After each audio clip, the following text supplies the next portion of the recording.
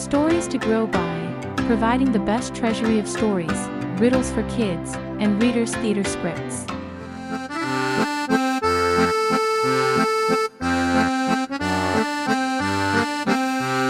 Once upon a time, an old woman named Tante Adela lived in French Canada. She lived alone with her big gray cat and the cows in her barn. One morning, she got up very early as it was baking day and there was much to do. She took a load of wood outside to her oven. "Now, why would the oven door be open?" she said. She poked a stick inside to see that no leaves or twigs had blown in, but the stick would not go far. Something was in there. The old woman bent over to look in. When she saw what she saw, Tante Adela slammed the oven door shut.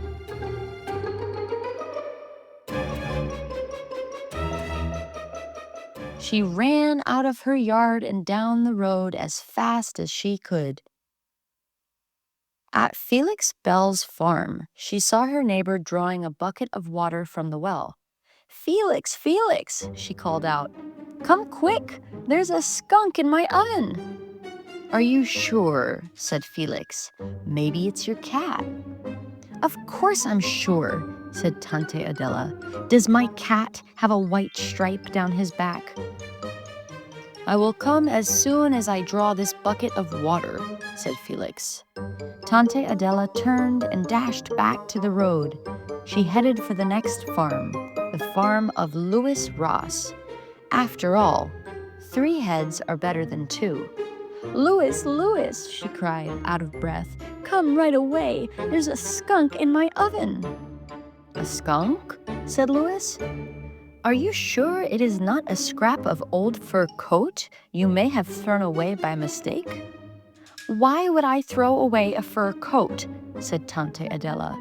"Am I the kind of person who would do that?" "You have a point," said Louis Ross. "I'll come over as soon as I finish feeding the chickens." The old woman turned to the road and limped to the farm of Samuel Roy.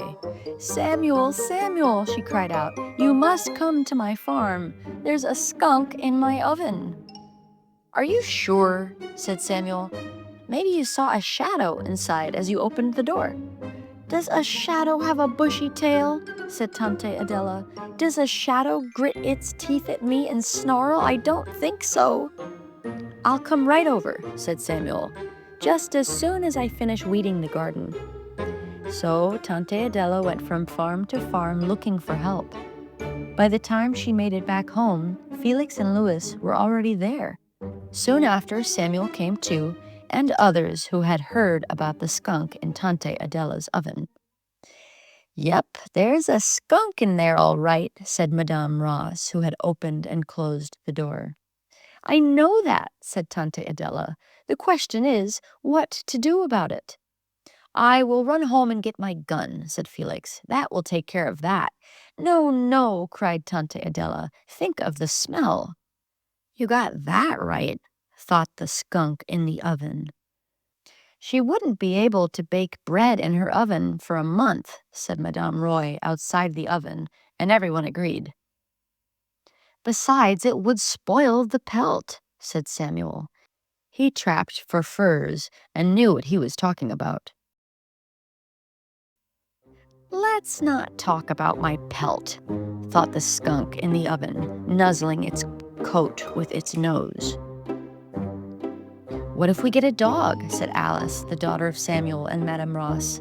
"A dog will bark, and maybe that will scare the skunk out of the oven." "If the skunk gets scared," said Tante Adela, "think of what it would do."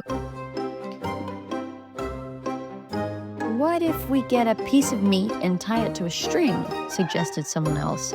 "The skunk will come out on its own when it smells it." "Now you're talking," thought the skunk in the oven, its ears perking up. "I have no meat," snapped Tante Adela, "and if I did, I would surely not waste it on a skunk." And so this plan was dropped. The skunk sighed.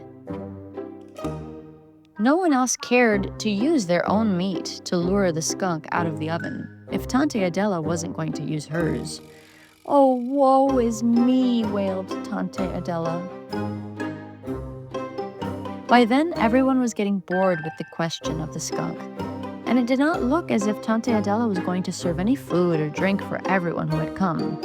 Soon, Felix Bell and his wife remembered they had to milk the cows. Louis Ross said he must get back to clean the barn. And one by one, most of the villagers who had gathered found a reason to head home. At this time, Tante Adela saw Jules Martel come into the yard. The young man may be simple-minded, she thought. Still, who else could she turn to for help? "Jules," she said, "Jules Martel, there's a skunk in my oven.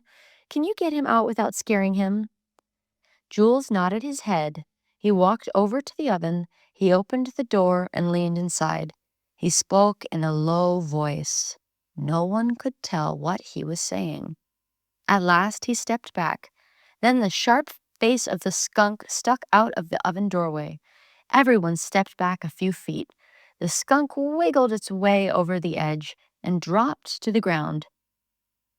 Slowly, the skunk made its way through the yard, holding its head high, and it headed into the woods where it disappeared. Tante Adela was thrilled. All the others were amazed. "How did you get him to come out?" said Tante Adela to Jules. "What did you say to it?" said Samuel. "I just said," said Jules, swinging his arms back and forth, "would you be so kind to come out of Tante Adela's oven?" The skunk said to me, "That suits me fine. Who needs the commotion the lot of you make?"